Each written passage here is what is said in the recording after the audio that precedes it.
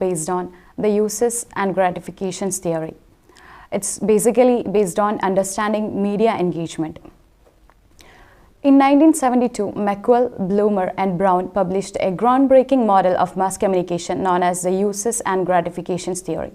This framework identified 4 key categories explaining why we engage with media. The first key category is diversion, and the second one is personal relationships, and the third one is personal identity, and the last one is surveillance. So we can move on with the first key category. Let's start with the first key category, diversion. Many media textures provide a way to escape the pressures of everyday life.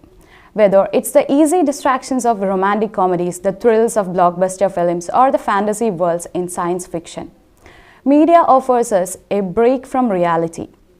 And when we are feeling stressed, maybe revising for a tough exam, we often turn to music, video games, or sports to relieve the pressure. It's no surprise that audiences love getting lost in the excitement of battle royals or climbing to the top of a sports league in their favorite games. So these are the all things about diversion. And the next category, the second key category of personal relationships. Media helps us connect with others. We may feel a bond with familiar TV presenters, or maybe we love interacting with broadcasters on platforms like Twitch or YouTube. The sense of familiarity and companionship is a major reason we engage with media. Plus, we love to discuss the latest episodes of trending shows or viral TikTok moments with friends, whether in person or on social media, where conversations are instant and global. All of the people used to discuss anything on social media. That's the main reason we all are interested in all these process.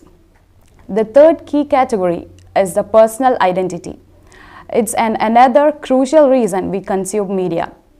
So we often see our own experience reflected in the stories of TV characters, such as in popular soap operas like The EastEnders or Coronation Street. The narratives can even offer solutions to real-life problems. Similarly, social media and lifestyle content from fashion to fitness shape how we perceive ourselves. Media not only mirrors our lives but also provides advice and reassurance in all areas of personal identity. These are the basic things about personal identity. Lastly, let's talk about the fourth key category. It's the surveillance, the human desire to know what's happening around us. Newspapers have long been the go-to source for information, but today they compete with 24-hour news cycles on television and online. Gossip magazines, documentaries, and social media all satisfy our needs to stay informed. A great example of this is Reddit, where millions log in daily to catch up on trending topics, learn new informations, and contribute to conversations. There has been many conversations that globally happening day-to-day life of every person in the entire world. Now, let's address some criticisms of the uses and gratifications theory. Critics argue that the theory focuses too much on individual motivations and ignores the media power to influence its audience. It also doesn't account for the social context of media consumption or how we interact with different forms of media.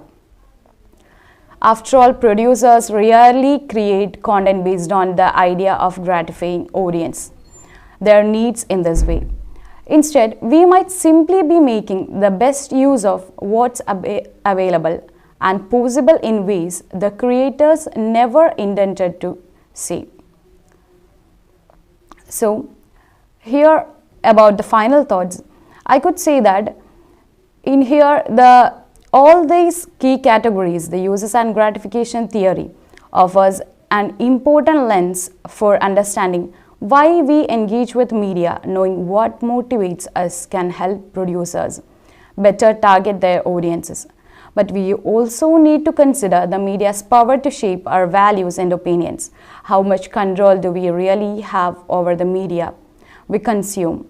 And to what extent does mass media influence public opinion?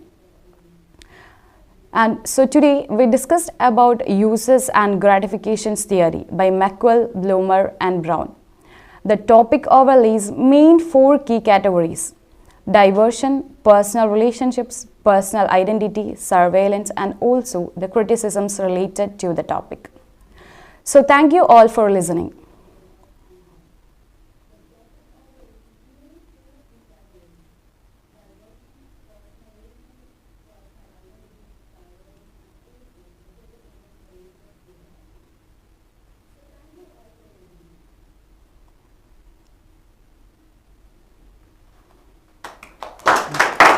Oh.